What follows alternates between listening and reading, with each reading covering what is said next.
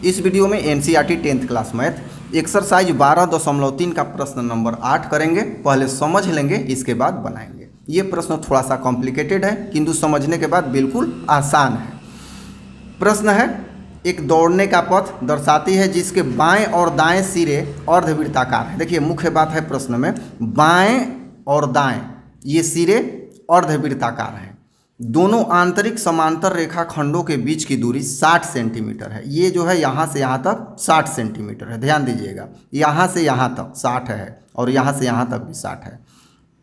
इसमें से प्रत्येक रेखाखंड 106 मीटर लंबा है। देखिए ये जो लंबा है, ये लंबाई यहाँ से यहाँ तक 106 मीटर लंबा है। यदि यह पथ 10 मीटर चौड़ा है, ये जो है यहाँ चौड़ाई, देखिए ये यहाँ ये जो चौड़ाई है ये 10 मीटर है प्रत्येक स्थान पे। यहाँ भी 10 ही है, ये भी 10 ही है। फिगर में थोड़ा सा चौड़ा बन गया है, 10 ही है। तो दो बातें पूछ रहा है इसमें। एक, ये पूरी दूरी एक चक्कर लगाने में कितनी होगी, कह रहा है कि आंतरिक मतलब यहाँ से यहाँ ये पूरी दूरी कितनी होगी, और एक पूछ रहा है कि इस पथ का क्षेत्रफल कितना होगा। ध्यान दीजिए, ये बीच का भाग जो है खाली है। अब यहाँ ध्यान दीजिए कि इसमें कौन कौन सी आकृतियाँ हैं। तो यहाँ पर ये जो है इस साइड मैंने छायांकित कर दिया, अभी ये खाली है तो ये है अर्धवलय।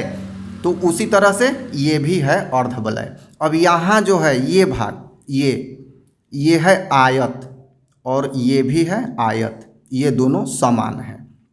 अब जब अर्धवलय है तो इसकी दो त्रिज्या होगी। तो त्रिज्या कैसे निर्धारित करेंगे, देखिए ये 60 दिया हुआ है तो यहाँ से यहाँ भी 60 होगा, और ये है केंद्र, तो केंद्र से इधर 30 इधर 30, तो त्रिज्या आंतरिक कितनी हो जाएगी, ये भी हो जाएगी 30।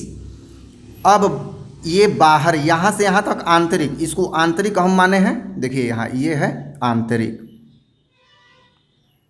आंतरिक को स्मॉल आर माना गया है, तो ये 30 सेंटीमीटर। और ये 10 चौड़ा है, कह रहा है कि 10 चौड़ा है तो 30 में 10 जुड़ जाएगा यहाँ, तो ये बाहरी त्रिज्या कैपिटल आर, तो 30 जोड़ 10 बराबर 40। ये हमारा आगे बहुत ही हेल्प करने वाला है, आपको अलग तरह से हम बता देते हैं, बिल्कुल आसानी से बन जाएगा। तो याद रखेंगे, वलय की त्रिज्या बाहरी 40 और आंतरिक 30।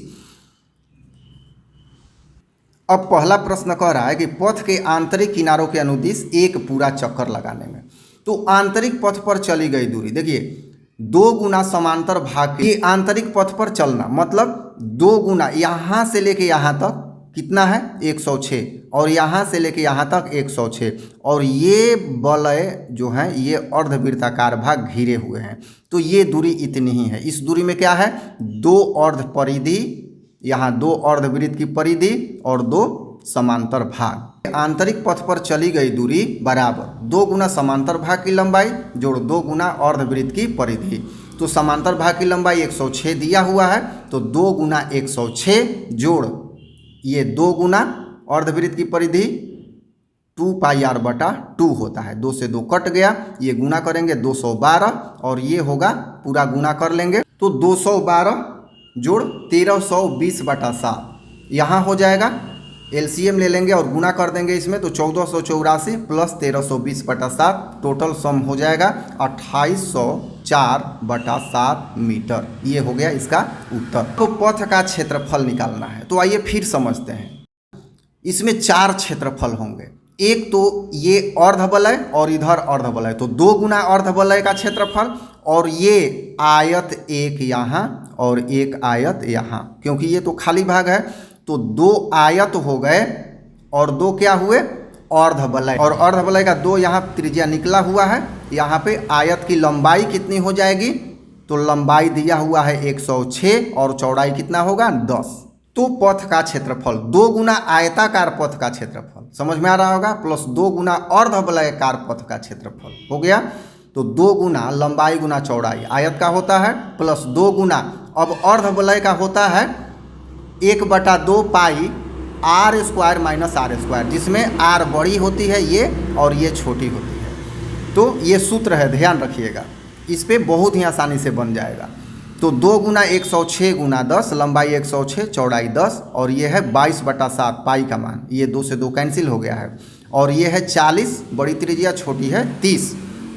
यहाँ गुणा करेंगे तो 2120 जोड़ 22/7 और ये हो जाएगा कैलकुलेशन पूरा 700, ये 7 से कट जाएगा तो 100 और ये हो जाएगा 2200, तो 2120 प्लस 2200 बराबर हो जाएगा 4320 सेंटीमीटर स्क्वायर आंसर। तो देखिए कितनी आसानी से बन गया। ये आपको क्षेत्रफल का सूत्र याद रखना है। वलय का होता है पाई r² माइनस r², जिसमें ये बड़ी होती है ये छोटी, और अर्धवलय का वही होगा बटा में 2 कर देंगे।